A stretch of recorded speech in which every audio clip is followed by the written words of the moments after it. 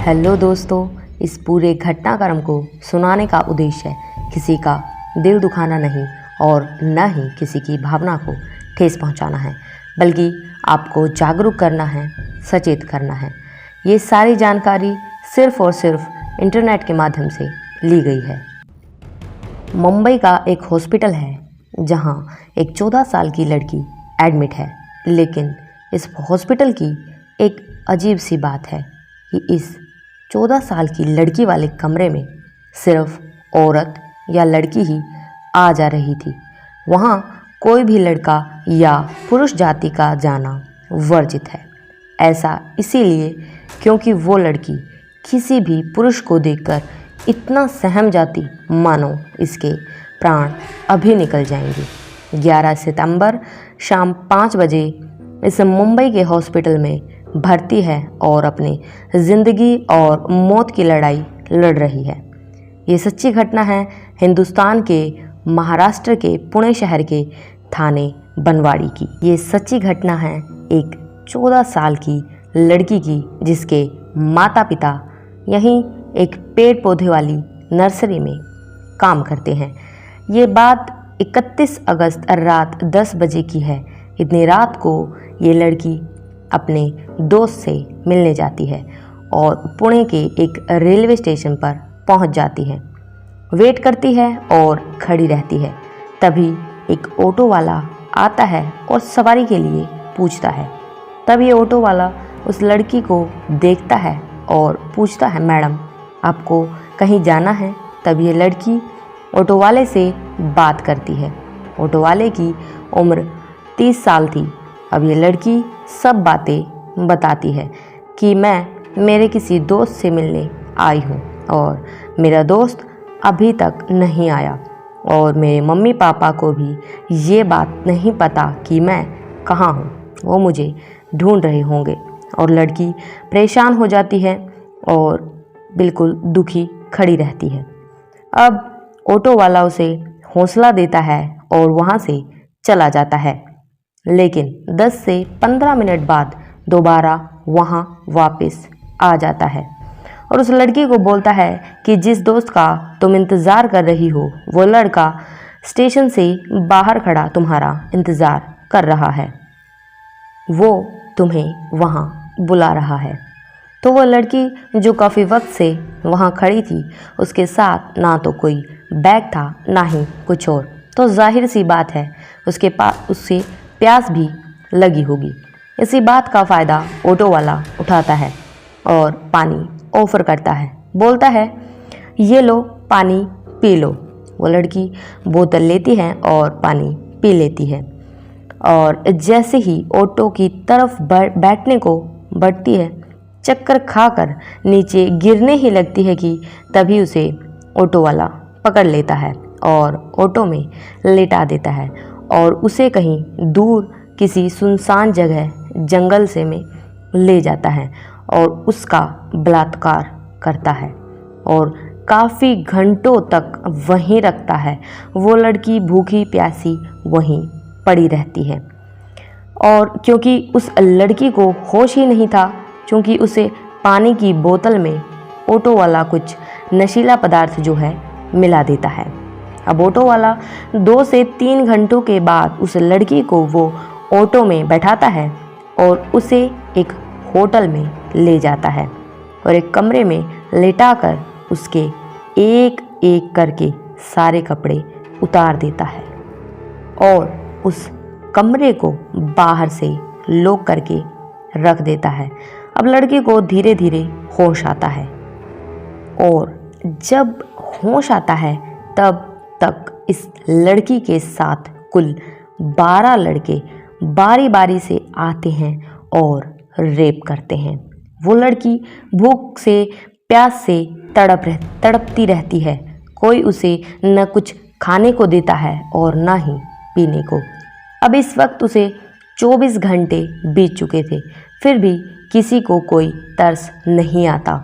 14 साल की महज 14 साल की छोटी सी लड़की रोती है, बिलखती है, लेकिन वो लोग उसे पीटते हैं और चुप करवा देते हैं।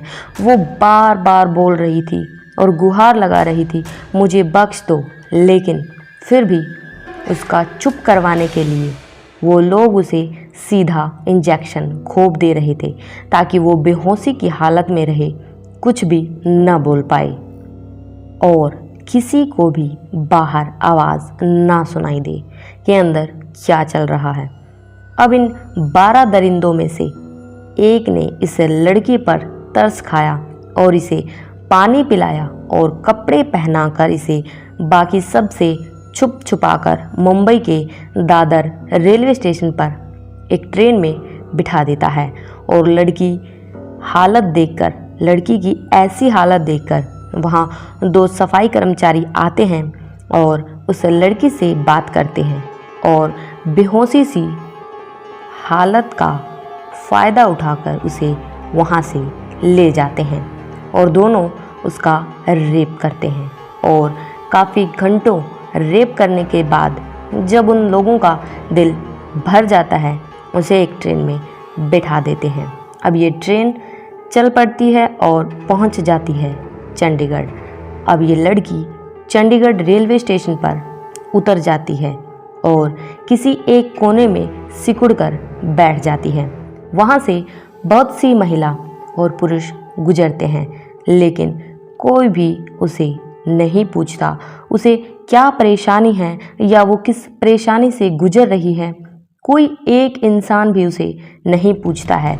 अब इन 48 घंटों में यानी कि करीब 2 दिनों में, 48 घंटे यानी कि 2 दिनों में उस लड़की के साथ 12 अलग लोगों ने और 2 सफाई कर्मचारियों ने उसका बलात्कार किया था।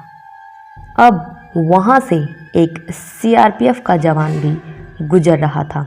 वो लड़की देखते ही समझ गया कि कुछ तो गलत इस लड़की के साथ घटित हुआ है। लेकिन जैसे ही वो CRPF जवान लड़की की तरफ बात करने को बढ़ा, लड़की घबरा गई और हिम्मत जुटाकर इधर उधर करके दूर होने लगी, क्योंकि लड़की को अब कोई भी पुरुष सही नहीं लग रहा था। सभी उसे दरिंदे ही नज़र आ रहे थे। लेकिन वो CRPF का जवान वहीं खड़ा रहता है और एक कॉल करता है CWC यानी चाइल्ड वेलफेयर कमेटी को और एक महिला अधिकारी को बुलाता है। और महिला अधिकारी उस लड़की से बातचीत करती है, लेकिन वो लड़की अब किसी पर भी भरोसा नहीं करती। फिर महिला अधिकारी खाना मंगवाती है और पानी भी अच्छे से माँ की तरह खाना पीना खिलाती है और थोड़ी सी लड़की की हालत ठीक करती है। और ऐसे ही सेवा करते करते उस लड़की का दिल और भरोसा जीत लेती है। तब लड़की से बातों ही बातों में पूछ लेती है कि तुम कौन हो और कहाँ की रहने वाली हो, यहाँ ऐसे डरी सहमी क्यों बैठी थी। तब लड़की बताती है कि वो घर से कैसे निकली और यहाँ चंडीगढ़ कैसे पहुँची और आगे अपनी सारी आप बीती वो लड़की बता देती है। अब महिला अधिकारी और CRPF जवान दोनों बहुत दुखी, परेशान और साथ ही उन दरिंदों के लिए गुस्सा भी होते हैं। महिला अधिकारी तो रोने ही लगती है कि कैसे इंसान ऐसे दरिंदे बन जाते हैं। अब उधर मुंबई में लड़की के माता पिता ने लड़की की गुमशुदगी की रिपोर्ट दर्ज करवाई और पुलिस जांच पड़ताल में लगी और 100 से भी ज़्यादा कैमरे खंगाले गए, लेकिन लड़की नहीं मिली। अब चंडीगढ़ की पुलिस बनवाड़ी थाने से जैसे ही संपर्क करती है तो पुलिस वाले लड़की के घर वालों को सूचना दे देते हैं और इधर चंडीगढ़ पुलिस लड़की को हवाई जहाज़ के जरिए सीधा मुंबई के एक हॉस्पिटल में भर्ती कर देते हैं। लड़की के माता पिता और पुलिस वहां पहुंचती है और जैसे ही वहां पुलिस ऑफिसर वहां पहुंचता है, वो लड़की डर जाती है। इसीलिए अब इस कमरे में सिर्फ और सिर्फ महिला पुलिसकर्मी को ही एंट्री दी गई। महिला पुलिसकर्मी पूछताछ करती है और उसी रेलवे स्टेशन यानी कि जहां लड़की अपने दोस्त का इंतज़ार कर रही थी, वहां का CCTV कैमरा चेक किया जाता है और उस ऑटो का नंबर प्लेट लेकर उसे गिरफ्तार कर लिया जाता है और उसी के जरिए बाकी के 12 आरोपी भी गिरफ्तार कर लिए जाते हैं। इस केस में टोटल 16 आरोपियों को पुलिस गिरफ्तार करती है और जेल भेजती है। इस केस को फास्ट ट्रैक कोर्ट की मदद से जल्द न्याय दिलवाने के लिए सरकार से अपील की जा रही है, ताकि सभी दरिंदों को कम से कम फांसी की सज़ा होनी चाहिए। आपकी इस पूरी सच्ची घटना के बारे में क्या राय है, ज़रूर बताइएगा कमेंट सेक्शन में। धन्यवाद।